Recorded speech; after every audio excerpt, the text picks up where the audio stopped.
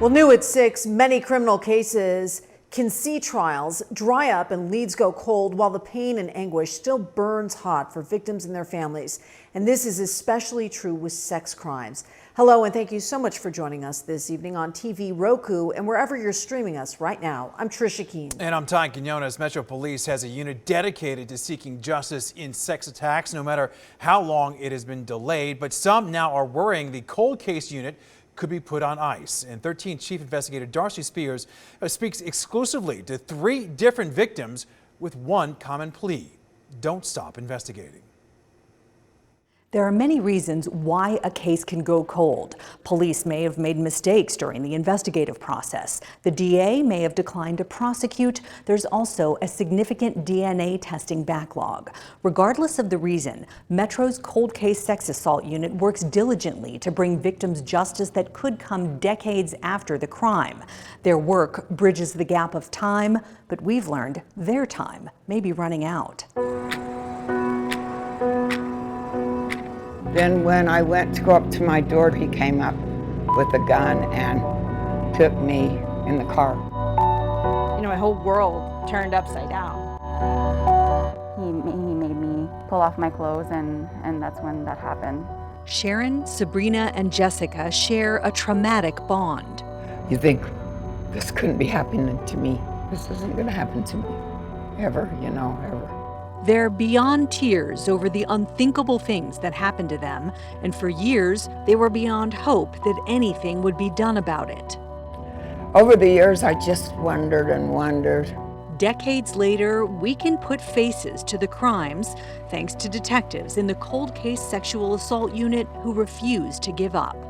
It's almost emotional to talk about what my detectives put into their cases. To have a victim hang up in the phone and say that the officers didn't care about me 20 years ago, why do you care about me now? And Lieutenant Rick Myers says one of his unit's biggest challenges is breaking through that doubt and long-simmering mistrust. I can't make up for what our detectives did or what our agency did or another agency did 20 or 30 years ago. It was 26 years ago for Sharon Mangum. She was kidnapped by a stranger off her own doorstep after a night out celebrating her daughter's birthday.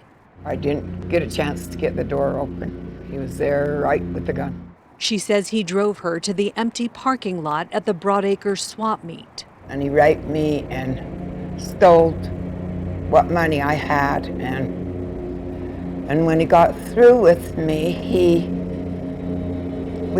climbed out the car and I climbed out the car and run. And I just run. But at that moment, I thought, I know he's going to shoot me because he held the gun at my head. She threw herself into a culvert and hid. She got away that night, but has never truly escaped. It just puts a fear into your system, you know. And sometimes when I'm alone, I get scared. Scared because the man who raped her had gotten away with it. When she reported her assault to police, she says the officer doing the interview made her, quote, feel like a slut, and says that after that she heard nothing from police.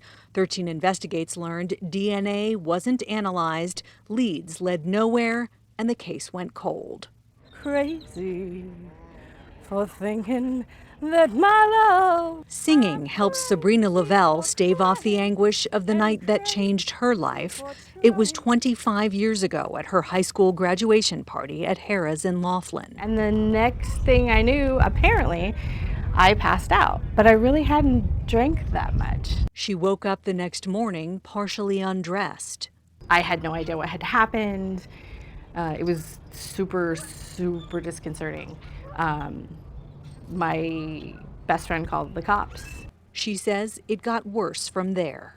Reporting a rape is, at least for me, it was more traumatizing than the actual event. I wasn't conscious for the event. Police arrested a classmate, but police sources say the district attorney denied the case, wanting more evidence despite how the young man reportedly described the incident. He kept saying, I didn't force her, and she didn't say no.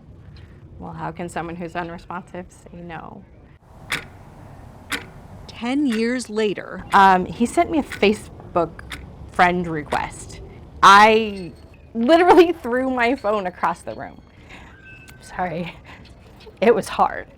It's probably not the department's favorite thing to admit that, yeah, we have people that screwed this case up all those years ago, and that's why it didn't go forward.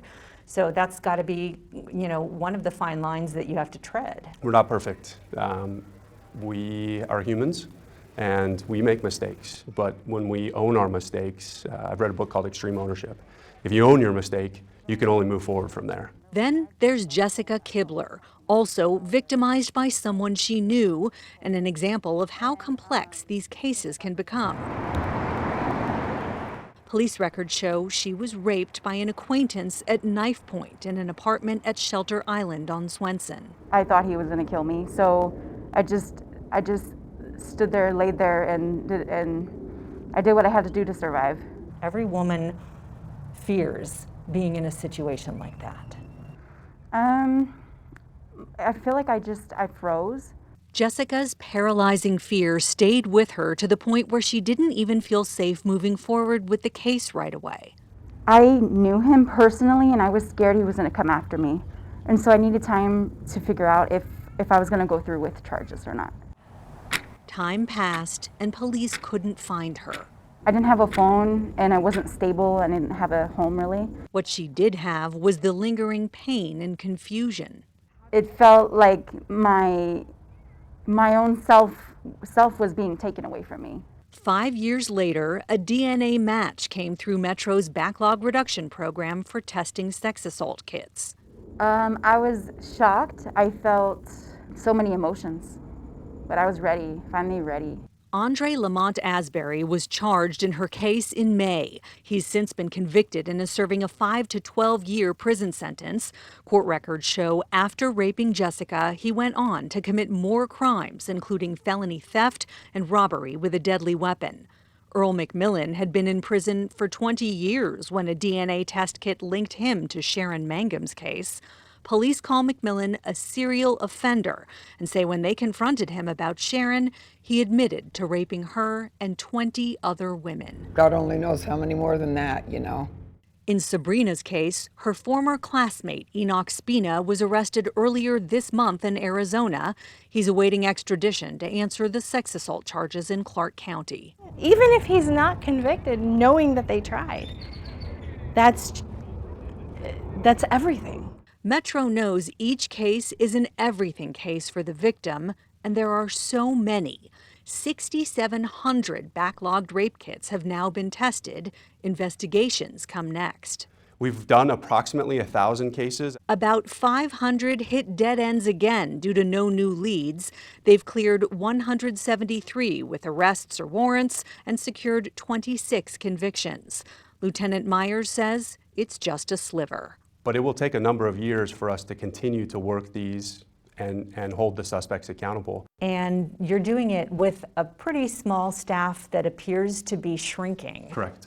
Recent budget constraints at Metro have led to some hard decisions. I lost one of my detectives in cold case. That person retired, and the budget position was moved back to patrol. With pending retirements in December, the unit could be down to just one full-time detective at the start of 2021, and a new backlog of current cases is building. From the end of 2019 to the cases in 2020, we have approximately 500 kits that are still waiting to be tested through the lab. Without more funding, some insiders say the unit's work could slowly grind to a halt. It would be an absolute travesty if this department was disbanded. They need to figure this out because we're getting, old abusers off the street. We're helping people heal. Lieutenant Myers says the desire is still there, even if the dollars are not. And so what the future holds for our budget, we're not exactly sure. He pledges to never give up. If I'm a sexual assault victim, I live that trauma for the rest of my life. And this is the one small piece that we can give them to stop that trauma. And everybody who's been hurt like that deserves that. They deserve to feel heard. They deserve to feel like they're getting some kind of justice. Darcy Spears, 13 Investigates.